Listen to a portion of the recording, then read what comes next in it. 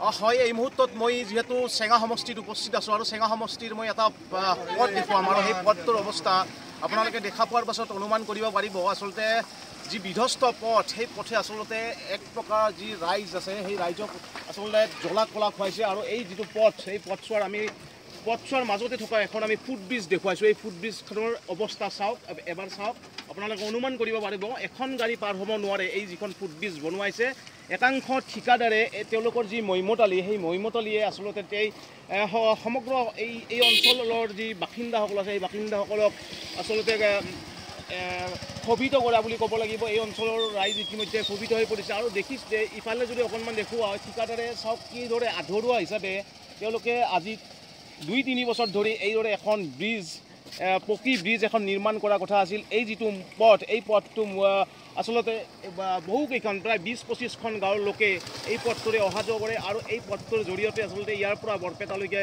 যোৱা হয়। চেঙা সমষ্টিৰ এই পথটো আচলতে চৰ অঞ্চলৰ পৰা যিমানখিনি লোক আছে, সেই লোকসকলে, এই চৰ অঞ্চলৰ লোকসকলে এই পথটো দিয়ে বৰপেটা টাউনৰ মাজমজিয়ালৈ আচলতে যাব লগা হয়। কি প্ৰথমতে ক'ম, কেনেকুৱা ইমান এই বানাবা কিমান দিন হ'ল?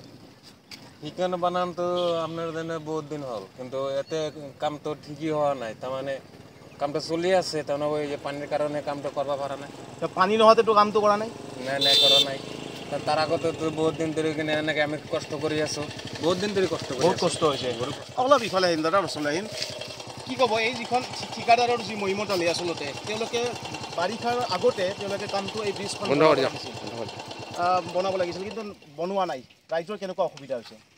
ৰাইজৰ মানে আপোনাৰ মানে পুৰি অসুবিধা। আজি 6 মাহ ধৰি যখন পানী আহি গৈছে, 4-5 মাহ ধৰি কেনেকৈ হৈছে, কাঠৰ দলংখনে মানে একদম লটৰ বটৰ হৈ আছে, যাব নোৱাৰে মানুহ অৱস্থা।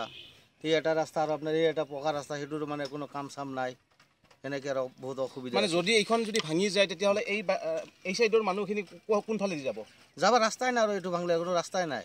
মানে এইফালে অমুৰা, ভগেৰপাৰ, চুইটাপাৰা, সুহা, এই চৰ অঞ্চলত যিমান আছে লোক চব ইফালে অহা যোৱা কৰে। ইফালে অহা যোৱা কৰে চব। এই চৰ অঞ্চলৰ প্ৰায় 20-25খন গাঁও আছে। 20-25খন গাঁও আছে।